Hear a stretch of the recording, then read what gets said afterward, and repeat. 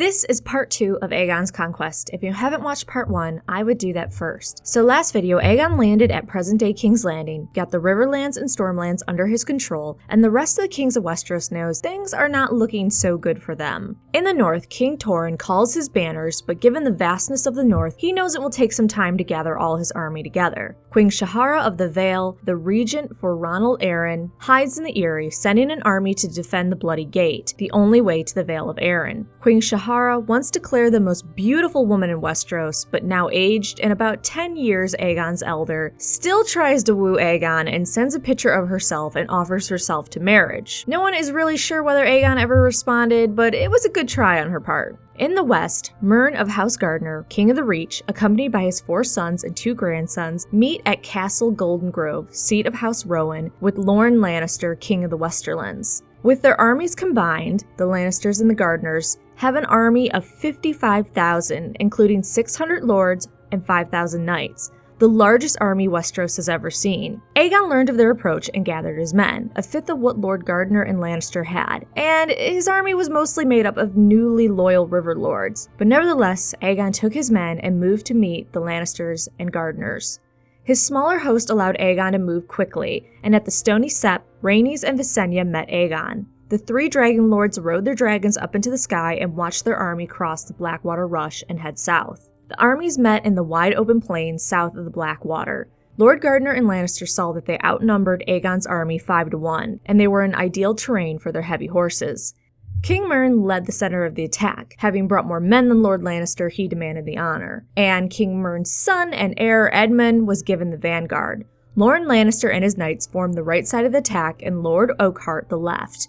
With no natural barriers to anchor the Targaryen line, the 2 kings meant to sweep around Aegon on both flanks, then take him in the rear, while their iron fist, a great wedge of armored knights and high lords, smashed through Aegon's center. Aegon formed his men into a crescent with spears and pikes in front and archers and crossbowmen just behind them, and then he put his light cavalry on either flank. Aegon gave command of his army to Jon Mooton of Maidenpool, one of his first foes to swear loyalty to Aegon. Aegon again flew up into the sky with the sisters, noting the grass and wheat, tall and very dry. Lord Lannister and Gardner began their advance, Mern leading the charge against the center of Aegon's forces with his son Gawain beside him. They charged through the arrows and crushed the spearmen, scattering their ranks. Aegon descended repeatedly on the army, bathing them in fire. Rhaenys and Visenya set fires upwind of the enemy and behind them, the wind fanning the flames and blowing smoke in the faces of the advancing armies. Gardner's and Lannister's men became blinded by the smoke, and the horses began to panic. Any man that came from the inferno, Lord Mooton's men waited and killed them with bows and spears. This battle became known as the Field of Fire, and more than 4,000 men died in the flames, with another 1,000 dying from the swords, spears, and arrows that Lord Mooton's men threw. Tens of thousands suffered burns, some that led them to be disfigured for life.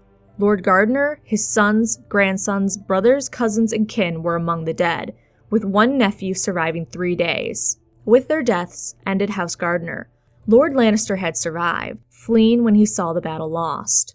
On Aegon's side, less than 1,000 men died, and Visenya took an arrow to the shoulder, but it wasn't a particularly bad wound. The 3 siblings' dragons feasted on the dead, and Aegon commanded the swords of the fallen be sent downriver to Aegon's fort. The next day, Lorne Lannister was captured, and he laid his sword and crown at Aegon's feet and swore loyalty to him. Aegon lifted him up and confirmed his lands and lordship, naming him Warden of the West and Lord of Casterly Rock. Lord Lannister's bannermen, along with the surviving lords of the Reach, also swore oaths to Aegon. Aegon next left his sisters and headed for Highgarden. The castle was in the hands of Harlan Tyrell, the stewards who had served the Gardners for centuries. The Tyrells didn't want any part of it, and they gave up the keys to the castle immediately without a fight and pledged themselves to Aegon. Aegon rewarded the Tyrells by naming them Warden of the South and Lord Paramount of the Mander. So the Tyrells really made out in Aegon's conquest compared to the other houses. Aegon had wanted to continue south and force Oldtown, the Arbor, and Dorne to submit until he heard of Lord Torrhen Stark crossing the Neck and entering the Riverlands with 30,000 Northmen. Aegon raced ahead of his army to meet him and sent word for Visenya, Rhaenys, and every lord and knight allied with him since Harrenhal and the Field of Fire to meet him. When Torrhen Stark came to the Trident, he was met with a force 1.5 times bigger than his south of the river. Riverlords, Westermen, Stormlanders, Men of the Reach along with Balerion, Meraxus, and Vhagar circled the skies, waiting for the King of Winterfell. But Lord Stark wasn't stupid. He had scouts who had reported to him the burned ruins of Harrenhal, and had also heard the accounts of the Field of Fire. Some of his bannermen urged him to fight, and others told him to fall back to Moat Cailin. The king's bastard brother, Brandon Snow, offered to cross the Trident alone under the cover of darkness to slay the dragons while they slept.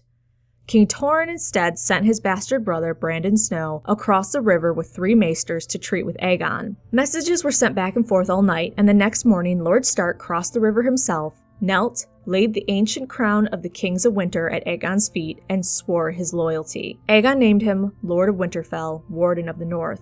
Torrhen Stark is remembered as the king who knelt, but none of his men died that day. Aegon collected Lord Stark and his men's swords and sent them to Aegon Fort, but none of them were twisted, burned, or ruined.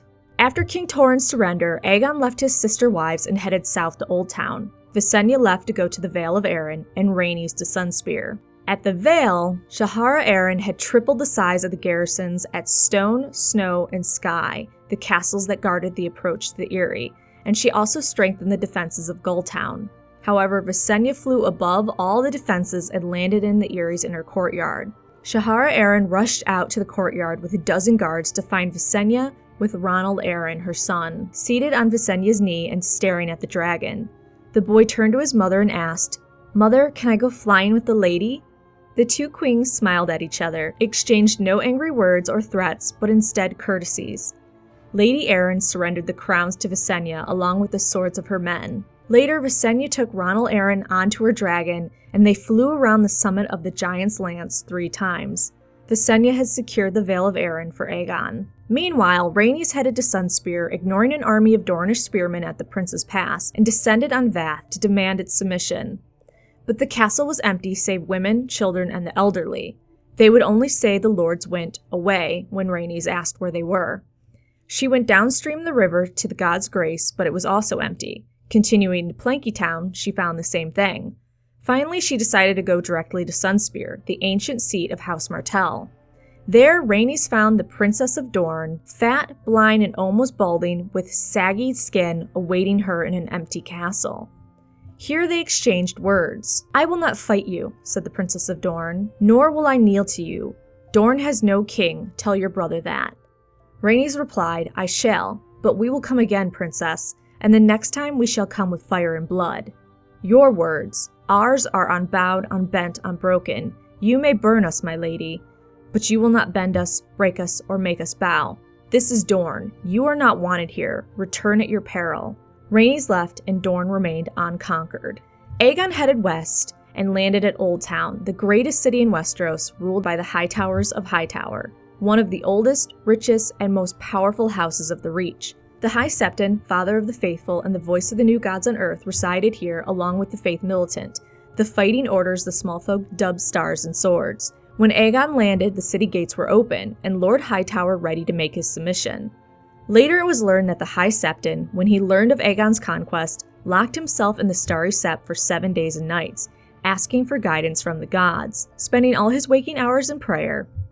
On the 7th day, he said the crone lifted her golden lamp and showed him the path ahead. If Old Town fought Aegon, the city, Hightower, Citadel, and Starry Sept would all be destroyed. When the High Septon told Manfred Hightower, he listened, being a cautious, faithful man. Even one of his younger brothers served the warrior's sons, and the other brother had taken his vows as a Septon. Lord Hightower declared that they would not fight Aegon, but swear loyalty to him. Lord Hightower rode out to meet Aegon and gave up his sword, city, and swore his oath. And if you believe the rumors, he also offered up the hand of his youngest daughter, but Aegon, like with all the other marriage proposals, refused. 3 days later in the Starry Sept, the High Septon anointed Aegon with the 7 oils, placed a crown on his head, and proclaimed him Aegon of House Targaryen, the first of his name, King of the Andals, the Rhoynar, and the First Men, Lord of the 7 Kingdoms and Protector of the Realm. Hundreds of men witnessed his coronation, and tens of thousands cheered for him afterwards in the streets of Old Town as he rode through the city on the Black Dread's back. Because of the presence of the maesters and archmaesters of the Citadel, and with the blessing of the High Septon, this coronation is considered the start of Aegon's reign, not his first coronation, by his sisters. With the help of Aegon's sisters and his best friend Orys Baratheon, Aegon finally conquered the 7 kingdoms of Westeros, save Dorne, and united them. Instead of ruling from Old Town or Dragonstone, Aegon declared he was building a new town named King's Landing to serve as his royal seat, where he first landed. Aegon made his throne from the melted, twisted, beaten, and broken swords of his fallen enemies, and it soon became known as the Iron Throne of Westeros. So this is the end of what they officially call Aegon's conquest. Next week will be about Aegon the First's time as King of Westeros, his attempts to bring Dorne into the kingdom, and more Greyjoy fighting fun. Make sure you come back Wednesday for a random Game of Thrones video, or next Sunday for our more heavy history videos, and like and subscribe.